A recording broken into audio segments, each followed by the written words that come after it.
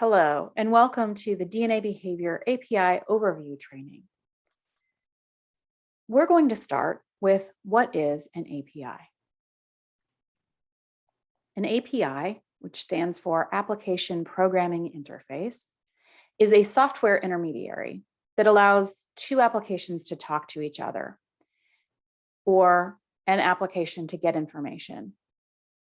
We might think of an API as a waiter. So when you enter a restaurant, you have a menu of things that you can request from the waiter. You give your request to the waiter. He indicates that request to the kitchen. The kitchen does something with that request, and then the waiter brings back something to your table. Now, the actual back and forth with the waiter isn't making the food, but the waiter is taking your request to the kitchen is interpreting your request, and then sending you something back. So in this scenario, you can think about an API a little bit like a waiter, where a request goes out and then comes back. The request itself is just a string of data. I would like this, and then this is what comes back. An application is, or an app, is a computer program designed to carry out some sort of task that's not related to the computer itself. So something like a word processor or a media player or accounting tasks or a weather app. So the application is actually usually set up to be a user interface, so something that you're interacting with. So how do these two things differ? The programming interface is really a series of requests and responses. It's raw data or strings of numbers and text that are going back and forth. The API requires some sort of interpretation for humans to really be able to use it well. It's like the waiter carrying a request to the kitchen. You may order the Cobb salad, but what the waiter writes down on his pad may be a number or maybe some sort of shorthand. The kitchen takes that shorthand and recognizes that what you want is the Cobb salad.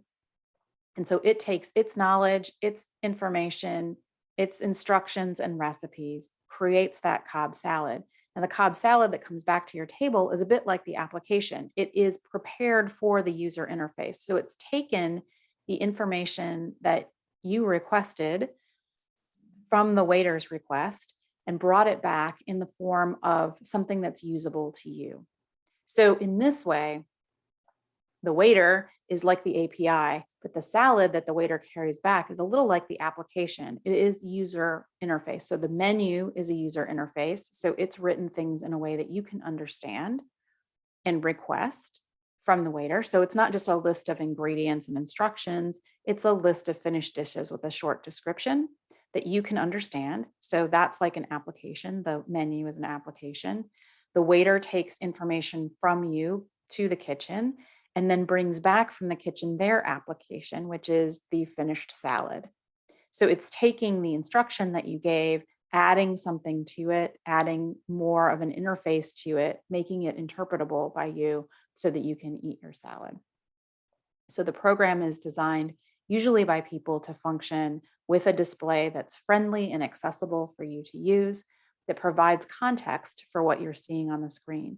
The API will have its own internal context, but if you just saw data from an API, you probably wouldn't really understand it, or it would be very difficult for you to interpret on its own.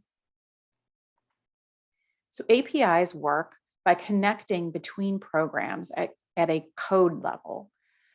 And standards were created between programmers to agree how these requests and responses were going to happen. They call these requests and responses gets and posts. So a post sends information, a get requests information.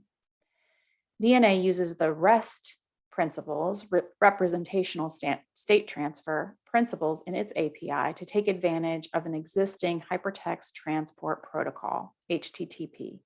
Now, you might recognize that acronym from the start of many website addresses.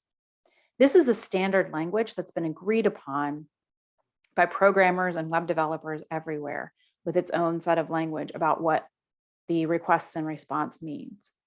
This also means that you're not required to download a library to use the DNA API. In the past, each application had its own set of instructions and its own interpretation of what those instructions meant. And that required developers to download libraries and access libraries to understand what those request and response means.